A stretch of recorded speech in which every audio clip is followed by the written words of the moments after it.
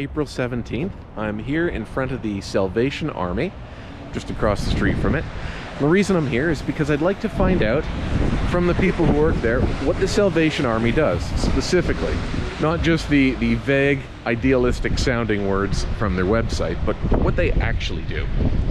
I've always wanted to know. I've always wanted to go in there and find out, and today's a good day. In particular, I have a very good reason for doing it. That's because last night, while I was on patrol with the Sage Clan, sorry about any noise, there's traffic, there's wind, there's snow, there's rain, it's wet and cold. So, while on patrol last night, around 8:30 p.m., we're downtown and we find a man who needs shelter. So we phone up the Salvation Army. And what we got was an incredibly confusing and rude response. A guy who just answered, "What do you want?" And he demanded to know what the person's name was who was seeking shelter. Okay, sure, but he could have just asked pleasantly. We told him, and then after that he mumbled. And there were two of us with Sage Clan listening to this phone call, and we had to ask him to repeat himself 5 times. And then we finally heard what he was saying, which was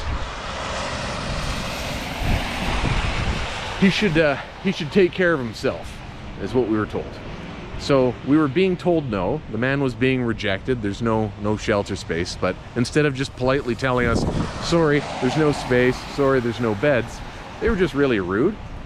So I'd like to find out if that's what people normally deal with. Is this really how the Salvation Army typically treats people? And what services do they actually offer? Not just the vague sounding and idealistic terms that are found on their website.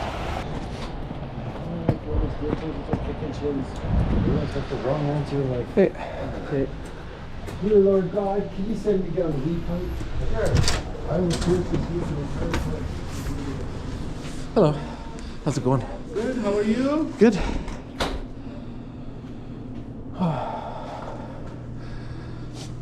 Oh, there's nothing. You can open them. I can open them.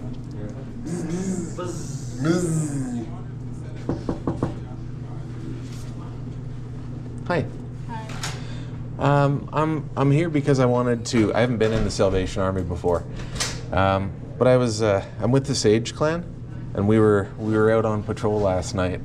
And when we phoned in to try to get shelter space, find a bed for a person, whoever we spoke to on the phone was really rude and aggressive.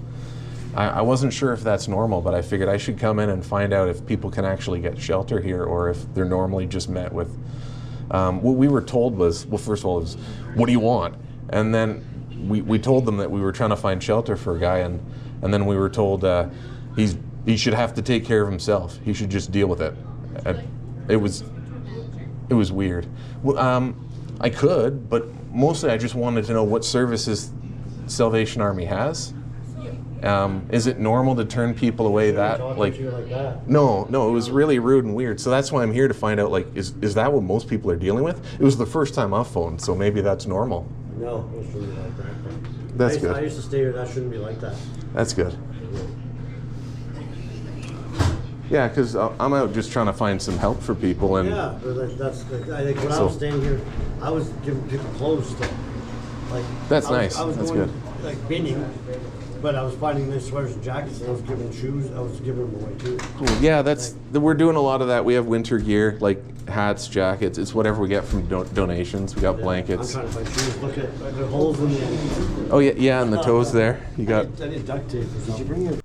At this point, I went into the administrative office, and caseworker Debbie McGraw was absolutely fantastic.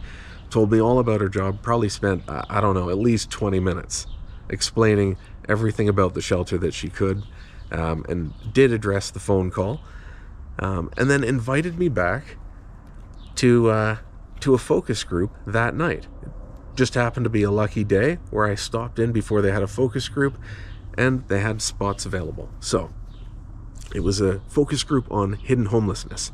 I went, listened to other people tell their stories.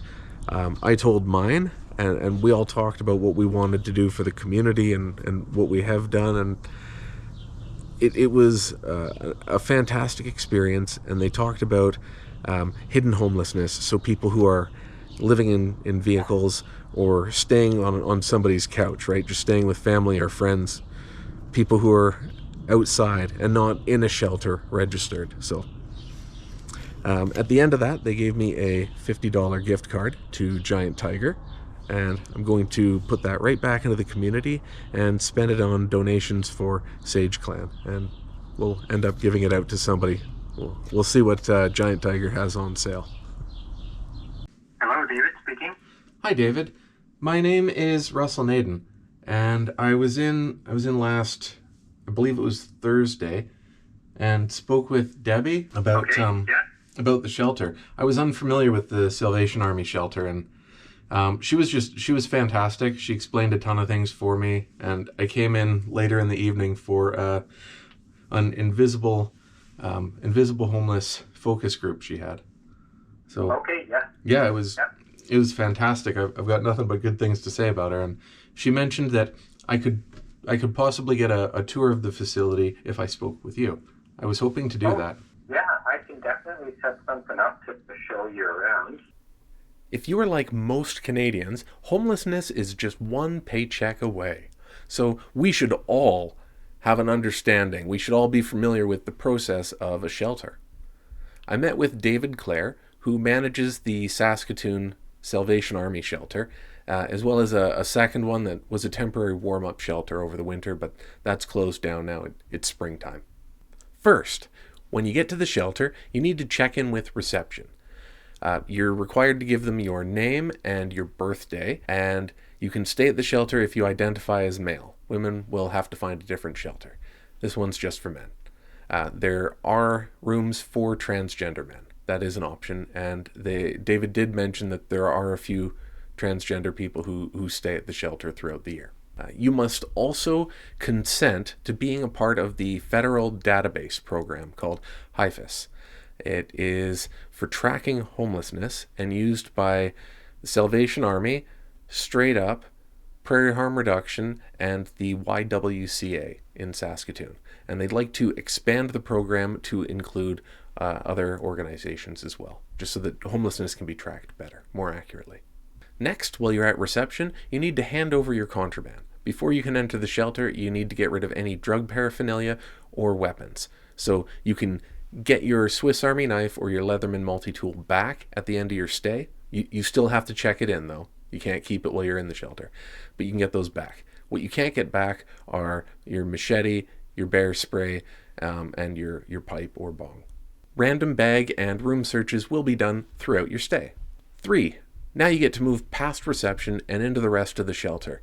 You can have the option of either a private bed or a public bed. There's 85 in total throughout the shelter. It's whatever's available, and it's dependent on your circumstances. If you need a private room for whatever reason, then they'll try their best to get you a private room. If they have no beds available, then they have 10 to 15 different hotels. And the shelter will contact those hotels and try to get you a room there and a food hamper so that you'll have something to eat. Beds are a white metal frame and an easy to sanitize mattress and bed sheets. You can get a small locker if you're in one of the larger communal rooms. If you've got your own private room, then you already have space for your belongings. But if you're in a communal room, you can get a small locker to put your valuables in.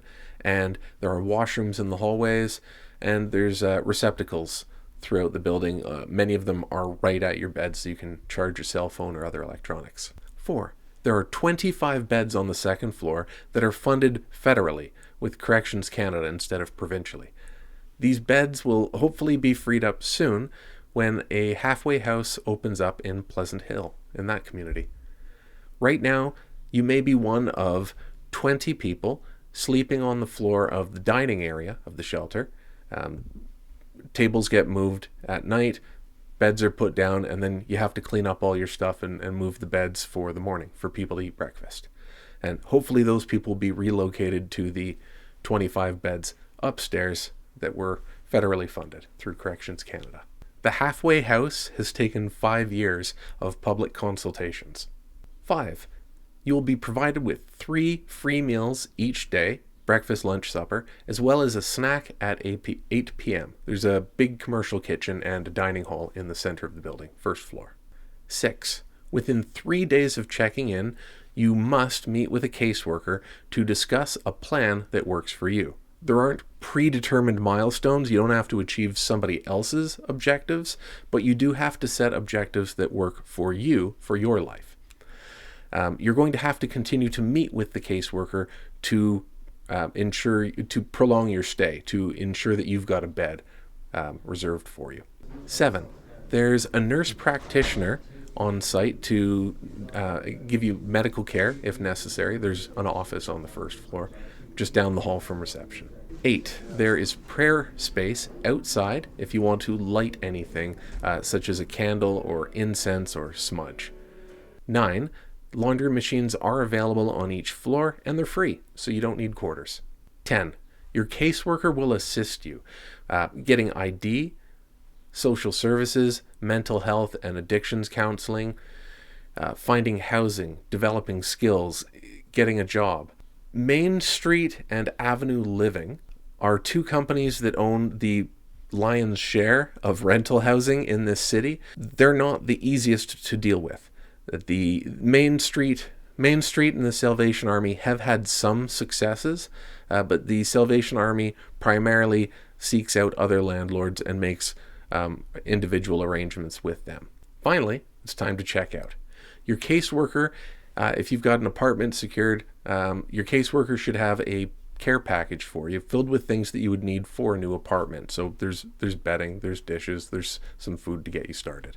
Caseworkers will continue to occasionally check on you in your home to make sure you're doing all right, and they'll maintain communications with the landlord as well.